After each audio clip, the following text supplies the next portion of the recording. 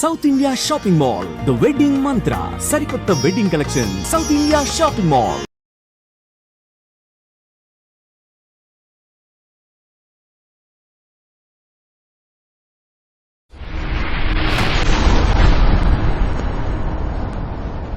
డబ్బులతో మీ relationship okay fine. ఎప్పుడైనా నేను ప్రొడ్యూసర్ అనుకోండి, వర్మ గారు ప్లీజ్ నాకు ఒక ప్రాజెక్ట్ చేసి పెట్టండి, మీకు ఇవ్వడానికి నాకు అన్ని కోట్లు లేవు, ఇన్నే ఇస్తానంటే ఒప్పుకుంటారా? నేను చాలాసార్లు చేస్తాను. దానికి రీజన్ ఏంటంటే because I want to make the film happen.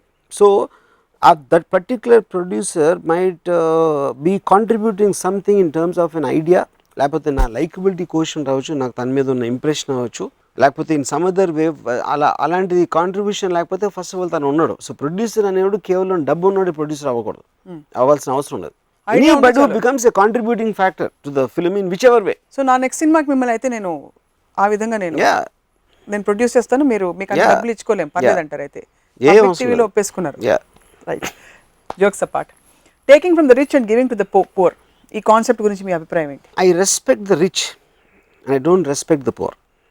ఎందుకంటే రిచ్ అనేవాడు వాడు వీళ్ళకన్నా బెటర్డు కాబట్టి వాడు రిచ్ అయ్యాడు. సో కేవలం వాడు రిచ్ అయ్యాడు కాబట్టి వాడిని పూర్కి రెస్పెక్ట్ ఇవ్వడం అనేది మీనింగ్లెస్. అది ఒక చాలా డబ్బు ఉన్నోడు ఉన్నాడు, ఆ డబ్బు ఉన్నోడికి కొడుకు ఉన్నాడు, ఆడికి డబ్బు ఉంది సరే, ఈడికి ఎందుకు ఏంటి ఈడు కేవలం కొడుకు కాబట్టి ఈడికి ఉండాలా అంటే you are attacking the right of the man to dispose the money.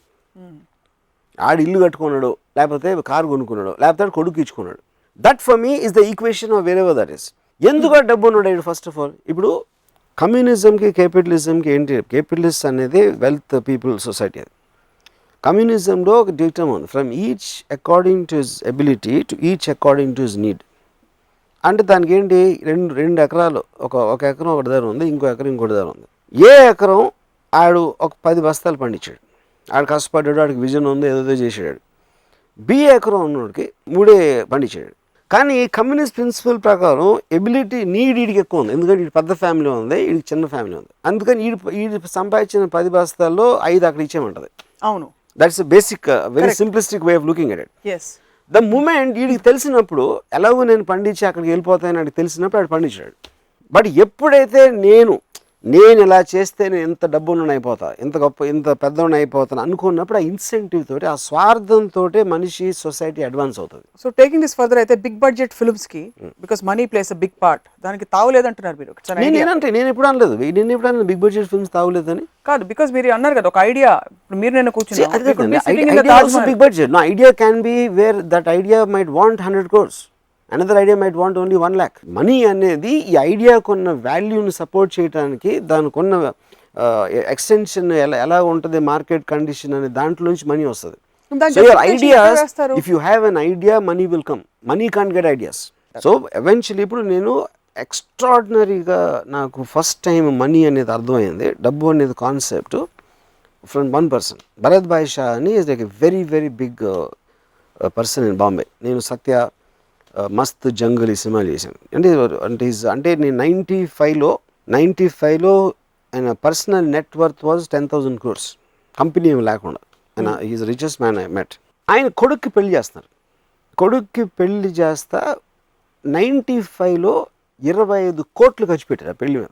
అప్పుడు ఆ టైంలో బాల్ ఠాకరే గారు పిలిచి మరీ అంత మీడియాలో ఇదైపోతుంది అంటే వల్గర్ డిస్ప్లే ఆఫ్ వెల్త్ అంటారు. అంటే డబ్బులు ఉన్నాయి కానీ 25 కోట్లు ఖర్చు పెట్టిన కొడుక్కి పెళ్లి చేస్తున్నానంటే అసలు తినటానికి తిండి లేని వాళ్ళు ఎంతోమంది ఉంటారు, అసలు వాళ్ళకి ఇంటి అసలు ఎలా ఉంటుంది అని చెప్పి మాట్లాడితే భరత్ భాయ్ నాతో ఒకటి అన్నారు, రాము వీళ్ళు ఎంత అంటే అఫ్కోర్స్ హిందీలో చెప్పాను, ఎంత ఎదవాలంటే ఖర్చు పెట్టడం అంటే మీనింగ్ ఏంటి? నా దగ్గర ఉన్న డబ్బు 25 కోట్లు నేను వేరే వాళ్ళకి ఇచ్చేస్తున్నా. అవును, నేను పడేట్లేదు. దానికోసం కార్పెంటర్లు పని చేస్తున్నారు, సెటిల్ వేస్తున్నారు, లేకపోతే భోజనాలు, కేటరింగ్, వాళ్ళందరినీ పిలిచి గిఫ్ట్లు వేస్తున్నాను. ఇవన్నీ కలిసి నా దగ్గర ఉన్న డబ్బులు వేరే వాళ్ళకి నా ఆనందంలో ఇచ్చేస్తూ ఉంటే that they are saying vulgar display of wealth. ఎందుకంటే అసలు అర్థం అవుతుంది, ఆ కాన్సెప్ట్ అనేది అర్థం కాదు. అదే నేను ఇదే 25 కోట్లతో ఇంకో ప్రాపర్టీ కొని పెట్టుకుంటే అసలు వాళ్ళకి ఏం ప్రాబ్లం ఉండదు. సో అలా ఉండదు, ఎందుకంటే they don't understand the concept. So spending money అనేది actually you are putting it out in the market into various people. So మీకు అవసరం లేకుండా, మీరు గెయిన్ లేకుండా, నేను 25 కోట్లు పెడితే నాకు ఇంత రేపు 30 అవుతుంది, లేకపోతే 50 అవుతుంది, లేకపోతే ఈ బిజినెస్ పెడతాను, దీంట్లో నాకు 100 కోట్ల లాభం వచ్చేస్తుంది. దానికి ఏమి ఆశించకుండా ఖర్చు పెట్టినప్పుడు అది ఆల్మోస్ట్ దానం. ఏ సందర్భంలో దానం చేస్తున్నారు ఆయన? కొడుకు పెళ్లి సందర్భంలో హీఈస్ డొనేటింగ్. బికాస్ కొడుకు పెళ్లి లేకపోతే 25 కోట్లు ఖర్చు పెట్టాల్సిన అవసరం ఉండదు. ఎక్కడో అక్కడ he's creating employment also. What ever, అది అన్నీ లేకుండా 25 కోట్లు ఖర్చు పెట్టాడంట అంటే ఇంకా జలసీ నుంచి వచ్చిన ఎమోషన్. ఇప్పుడు సినిమాల్లో కూడా డబ్బులు పోయినాయి అంటారు. డబ్బులు పోయినాయి ఏంటి సినిమాలో? డబ్బులు ఎక్కడికి పోవు, వేరే వాళ్ళ జేబులోకి వెళ్తాయి. సో ఎన్ని పెద్ద ఫ్లాప్లు అయితే ఇండస్ట్రీ అంత బాగుపడుతుందని చెప్పాను. పోయిన వాళ్ళు ఎవరు? ప్రొడ్యూసర్ అంటే అది జాతి కాదు కదా, ఎవరో ఒక విజన్తో వచ్చారు, ఒక ఆర్గనైజేషన్. ఇంత ఆయన క్యాలిక్యులేషన్ తప్పింది. నేను సప్నాకి ఎంత ఇస్తాను, రాముకి ఎంత ఇస్తాను, ఇంత ఇస్తాను అని చెప్పేసి అన్నీ చేస్తే నాకు ఎంత వస్తుందో క్యాలిక్యులేట్ చేశారు. క్యాలిక్యులేషన్ తప్పింది. So consenting adults made a deal with each other. So something it work for them, something didn't work for them. And that is part in every business. Cinema industry question కాదు. Producer అనేవాడు సినిమాలో కాదు, అక్కడ company పెట్టచ్చు, shop పెట్టచ్చు, లేకపోతే రకరకాల business ఆస్పెక్ట్లో వచ్చి కొంతమంది ఉద్యోగం చేసుకుంటారు, కొంతమంది ఓవర్ అంబిషన్తో బిజినెస్లు పెడతారు. దాంట్లో సినిమా అనేది ఒకటే. ఒకవైపు you're so detached and you don't want be informed about too many details. Correct. ఇంకోవైపు ఆక్షన్ పద్ధతి పెట్టి they get their wages and their payments only after film gets sold అని సిస్టమ్స్ పెడుతున్నారు. What is the logic? It is exactly the same thing. I'm introducing the conversion of energy theory. అప్పుడు నేను డబ్బులు తీసుకోను, మీ డబ్బులు తీసుకోను. We're investing our energy, our talent, our ability. That is making the film happen. Film తీయడానికి డబ్బులు ఎందుకు అవసరం? మీరు ఎవరికి ఇవ్వాలి కనుక అవసరం. అందరం తీసుకోపోతే cinema will become as it is.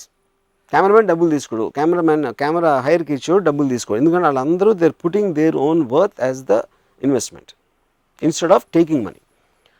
So if the film works, they will get the money. It's just a concept. That is what cooperative cooperative society is about. It's very hard to visualize you speaking on behalf of a group like this. I am doing it for my selfishness, and they also should do it for their selfishness, because the common point is the project you are making. They are not doing it for me. Vallu aa project మీద నమ్మకంతో చేయరా, and they might believe in me. That is their concern. ఇది నేను స్వార్థంతో చేసినట్టే వాళ్ళు కూడా స్వార్థంతో చేయాలి. నేను వాళ్ళ కోసం చేయట్లా, నేను నా కోసమే చేస్తున్నా. I'm just introducing a concept అంతే. అది లేకపోతే ఏమవుతుంది? వాళ్ళ నేను ఓకే సప్న యాక్టరు, సప్నాకి ఎంత డబ్బేస్తున్నా, కెమెరామెన్కి ఎంత ఇస్తున్నా, అంత ఇస్తున్నా, ఇది అందరికీ ఇచ్చిన తర్వాత ఈ సమ్ టోటల్ ఒక 10,000 రూపాయలు అయింది. 10,000 రూపాయలు సినిమా రిలీజ్ అయ్యి 5,000 రూపాయలు పోయింది. ఎందుకు 5,000 రూపాయలు వీళ్ళందరికీ ఇచ్చాను కాబట్టి. బట్ సేమ్ థింగ్ ఇవ్వకుండా ఉంటే 0 కాస్ట్లో వస్తుంది అది ఆ సినిమా. 0 కాస్ట్లో వచ్చినప్పుడు యాక్చువల్గా ఆడియన్స్ నుంచి వచ్చే డబ్బు నుంచి చేయడం, that is the whole aspect. నేను ఒకసారి రన్ అనే సినిమా 2008-09లో ఒక డిప్రెషన్ వచ్చింది, financial depression. Lehman bank collapse అయ్యి రన్ ఫిల్మ్కి 20 crores ఎంతో మేము ఒక బడ్జెట్ అనుకున్నాం ఆ టైంలో. Amitabh Bachchan, Paresh Rawal, Riteish, whatever. అప్పుడు ఆ డిప్రెషన్ వచ్చినప్పుడు suddenly the financial market collapse and no studio was willing to make films ఆ టైంలో ఎనీ బడ్జెట్స్లో. అప్పుడు నేను బచ్చన్ గారి దగ్గరికి వెళ్ళి, సార్ ఇప్పుడు మీరు మీ రోల్ నచ్చి నా కోసం చేస్తున్నారా, మీకు డబ్బులు వస్తున్నాయని చేస్తున్నారా? మీకు రోల్ నచ్చితే, డబ్బులు నచ్చితే నేను తీసుకొని మీరు తీసుకోవద్దు, పరేష్ రావులు తీసుకోడు, రితేష్ తీసుకోడు, మేము ఎవ్వరం డబ్బులు లేకుండా మళ్ళీ చేస్తే 20 crores 4 crores వచ్చేసింది కాస్ట్. ఎందుకు? కంబైన్డ్గా we all are believing in the project. And you are taking a risk. Your investment is a risk there and the idea there. Yeah. No, you see here, yeah. Because but we want to, మేము పొద్దున్నేసి ఏదో ఒకటి చేయాలి కదా, బచ్చన్ గారు చేయాలి, నేను చేయాలి, ఇది అందరూ చేయాలి కదా. మేము నాకు డబ్బులు ఇవ్వట్లేదు, ఇంట్లో కూర్చుంటారా, ఎవరు సినిమాలు తీయట్లేదని, లేదా నాకున్న ఎబిలిటీయే నేను రిస్క్ చేస్తానా, నా ఎబిలిటీయే నేను ఇన్వెస్ట్ చేస్తానా అనేది మీ పర్సనల్ డెసిషన్. అది ఐ డోంట్ నో, మా సిస్టరు మా బ్రదర్ చేశారు కిడ్నీ బ్యాంకు, నేను అది పాయలు కూడా తీసుకున్నాను డబ్బులు. ఒక ఉన్నతమైన ఐడియా కోసం దొంగతనం చేయడం మన సినిమాలో చూస్తారు హీరోలు, దాన్ని మీరు సమర్థిస్తారా? మీ ముత్తాత, తాతయ్య, మీరు రాజా సంపాదించింది నాలాంటి కొడుకు పుట్టి మొత్తం అవగొట్టేస్తే మీరందరూ ఎదవలు అవుతారా, అవ్వరా? ఇది ఒకటే నా క్వశ్చన్. ఎప్పుడైనా మీరు డబ్బులు పెట్టి కొని ఎవరైనా అమ్మాయికి గిఫ్ట్ ఇచ్చారా? అమ్మాయిలకి ఇచ్చా.